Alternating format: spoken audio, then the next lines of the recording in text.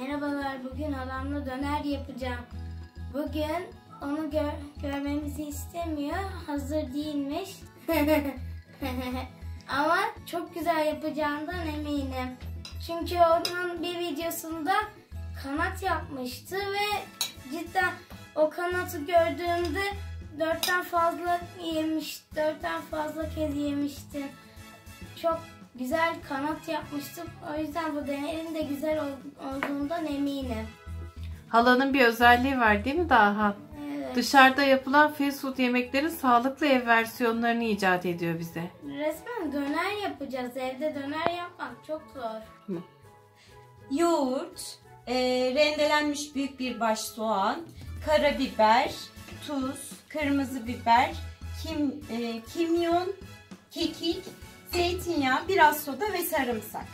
Bunlar bizim sosumuz için gerekli olan malzemeler, döner sosumuz için. Şimdi Bunlar?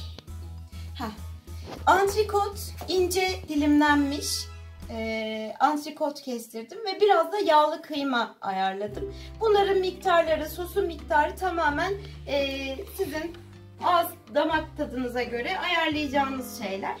Bu kadar yeterli ama.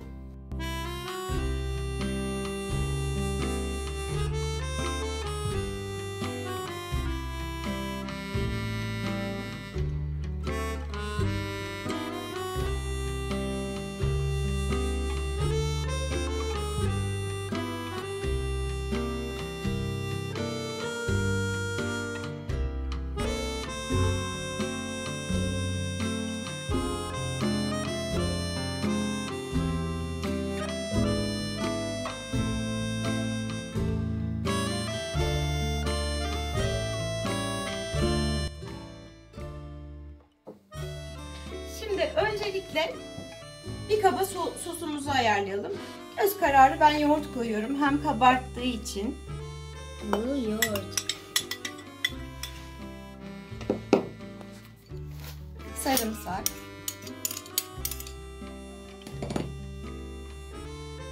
Soğanın suyundan çok rendesini koyacağım. Çünkü asıl acı olan gelen tarafı suyu. Soğanın suyu. Tuz.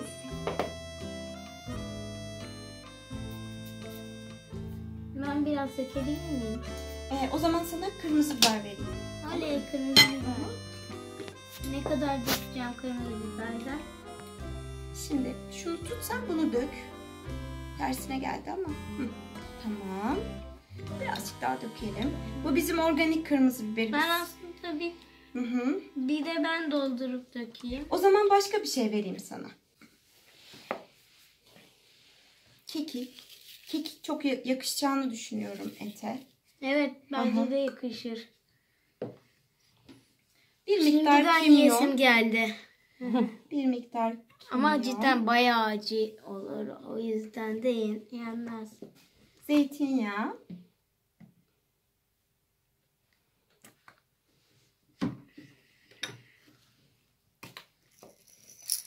Karabiber. Karabiber biraz koyabiliriz. Bayağı koyun bence. Seviyor musun karabiber? Çok faydalı, biliyorsun değil mi? Evet, faydalı. Ve biraz da soda koyacağım. O soda mı? Evet, soda. Aha.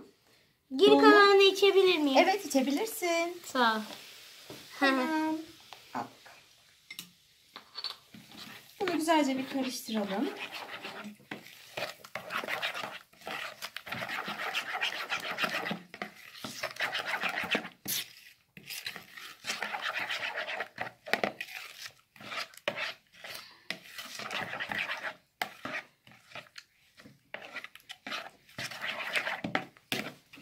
Şimdi bu karışıma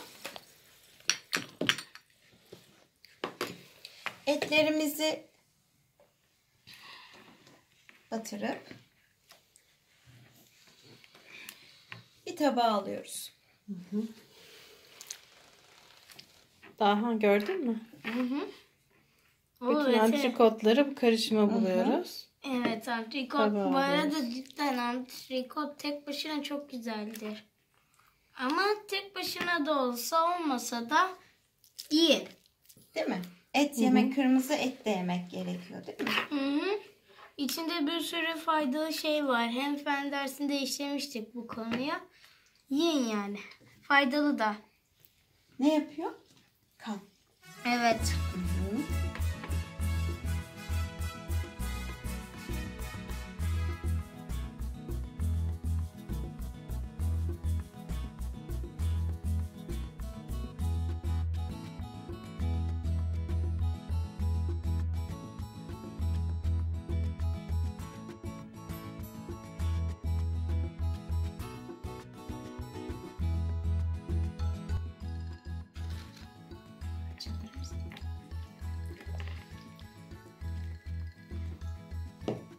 Benim antrikotum çok yağlı olmadığı için biz biraz yağlı da seviyoruz. Yani lezzetli olduğunu düşünüyoruz.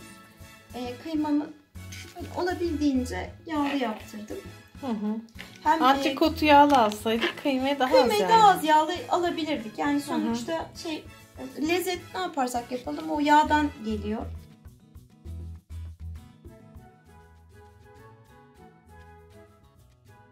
Şimdi bu şekilde hazırladık. Bunu beklemeye alacağız. Akşam ne yiyeceğime karar verdim bile. O artan sosu üstüne dökecek misin, atıyor musun? Hayır. Şimdi bu kıymayı bu sosun içine alacağım.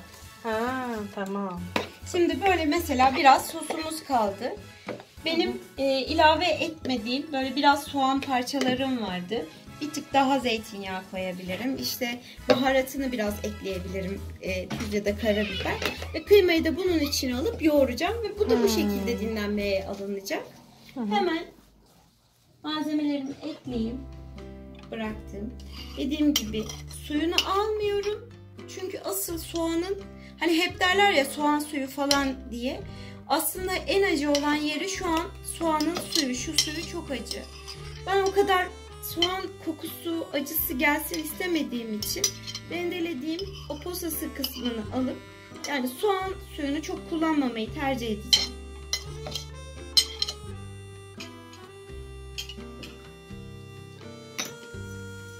Aynı şekilde bir miktar daha baharat ilave ediyorum. Karabiber.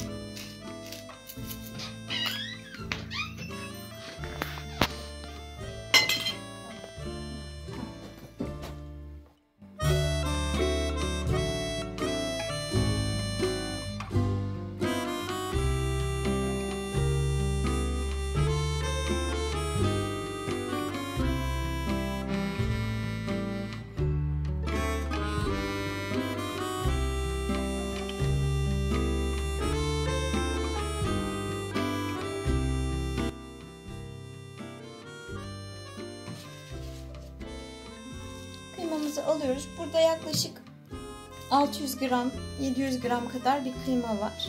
Dediğim gibi bu bağlamayı sağlayacak olan hem de yağı ile lezzet verecek olan katman olacak. Antrikot ne kadardı? Yaklaşık 1 kilo, 1 kilo falan civarıydı. Belki 1 kilo 100 gram falan fazlası da olabilir. O kadardı. Ama bu böyle bayağı bir kalabalık aileyi 2 kere doyuracak kadar çıkacak. Neredeyse yani burada 1,5 kilodan fazla et var. Bunu birkaç parçaya bölerek yani buzdolabına atmayı uygun görüyorum. Ki hani bir şey olduğunda, evde yemek olmadığında ya da ani misafir geldiğinde, çocuklar istediğinde hemen dip frizden çıkartıp pişirilebilecek durumda olsun istiyorum. Yani yaklaşık bir birim antrikota yarım birim kıyma gibi. Kıyma gibi. Yani o yapacağımız katmanlarla da alakası var. Yani o tamamen hani elimizde ne kadar malzeme varsa ona göre ayarlayabileceğimiz bir şey. O kadar da böyle çok tariflerle giden yapan bir insan değilim. Sardım. Bu da hazır. Böyle gayet köftelik gibi olan ama içinde yumurtası, ekmeği olmayan bir kıymamız oldu. Bu da aynı şekilde biraz dinlenecek. Ve sonrasında dizme işlemini yapıp saracağız.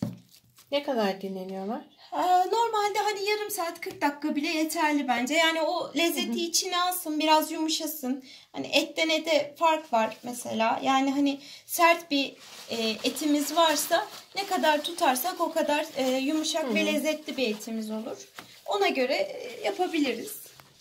Ama şu an bizim hazırlama işlemimiz, ön hazırlığımız bitmiş durumda. Hem kıymamız hem de antrikotumuz hazır durumda. Bir 45 dakika sonra tekrar görüşürüz.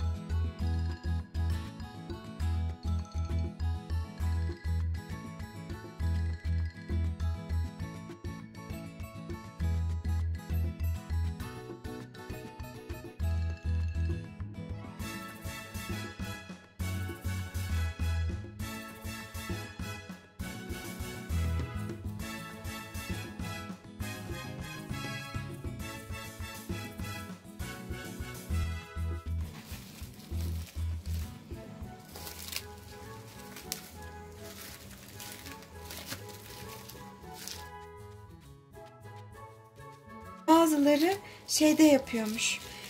Dikdörtgen kek kalıbının içine streç folyoyu koyup onun içine sıkıştırıyorlarmış. Ve kek kalıbında çıkıyormuş. Silikon dikdörtgen kek kalıpları oluyor ya. Yani çok daha kolaylık oluyormuş. Bunu da kasap söyledi bana.